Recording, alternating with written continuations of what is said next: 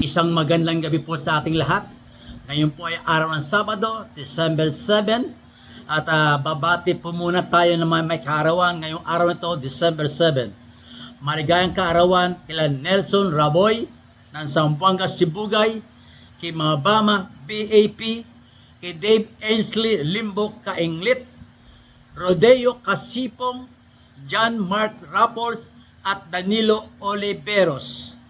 Kaya din po, belated happy birthday. Nagdiwang ng kaarawan kahapon, December 6, kila Alvin Albino ng Pabro, kay Aye Descalzo ng BAP Federation, kay Eduardo Parucha ng BAP Incorporated, kay Rep Rodsky, Soriao T.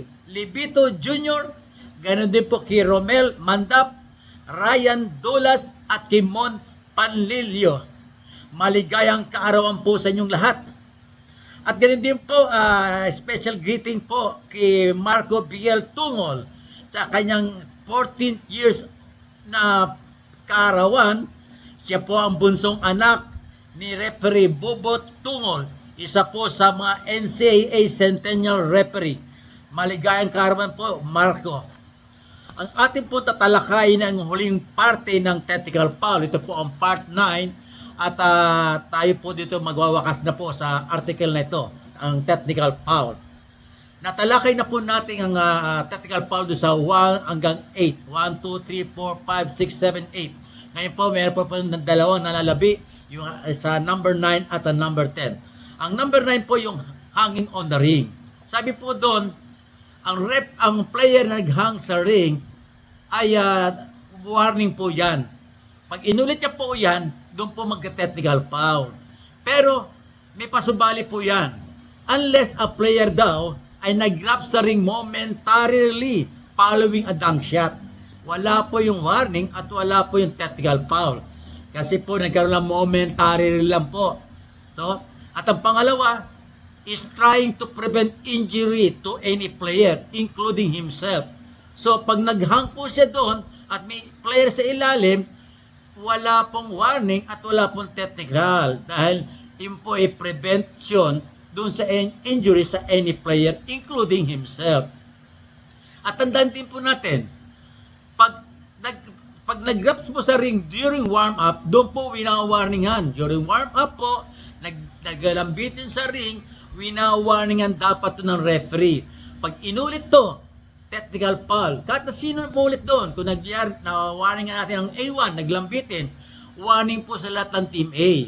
Pag naglambitin ng A2, A3, A5, technical foul na po yun. Dahil yun po ang sabi doon sa Article 46.9, 20 minutes before the game, meron ng power ang mga referee. Kaya nga po ang mga referee, during warm-up, nandun nakatayo po siya, tatlong referee nakatayo, pinapaano yung dalawang team na nag-warm up. Kung sakaling manira silang gamit ng net o ng ring, abay, madedelay po ang game. Kaya nga po, winawarningan po yun. Ito po yung pansampo. Ano po yung pansampo? Yung pansampo yung goaltending during the last free throw.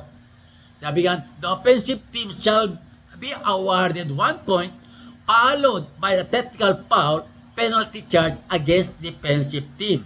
So, during the last free throw po, or during the only free throw, hindi lang po sa last free throw, during the last free throw or only free throw, pagka nagkaroon goaltending o pensa, awarded 1 free throw na po yung kahit magbintis po yun. Siyempre, magbintis yun pag in-goaltending, then a technical foul charge sa kanya. Kaya ang goaltending po to, dito po yan sa depensa. Imposible mo pa magkaroon goaltending sa opensa. Okay? Ano po ang penalty doon? Ang sabi sa rules, sa penalty, the offensive team shall be awarded 1 free throw.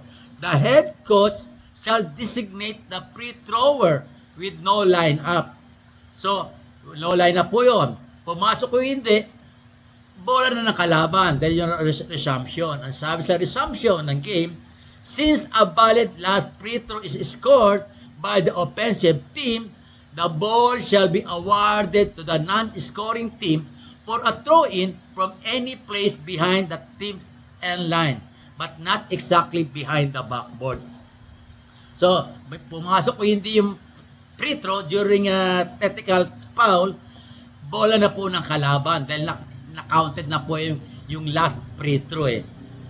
Okay? Maliwanag ba tayo doon? At yung nag-inbound po during, sabi nga sa rules eh, after the last successful free throw or after a successful field goal, pwede ang thrower in tumakbo sa end line.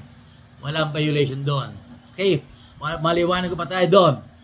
Yan po ang ating huling pagkabanata ng article na ating tinalakay, ang article 36, the technical foul sa player. At nawa, sana po ay huwag po tayo magsawang mag-like, mag-follow, at mag-subscribe sa aking YouTube channel. Muli, ito po ang inyong abang lingkod, former FIBA referee, Eto Kamorangan. Hanggang sa muli. Bye!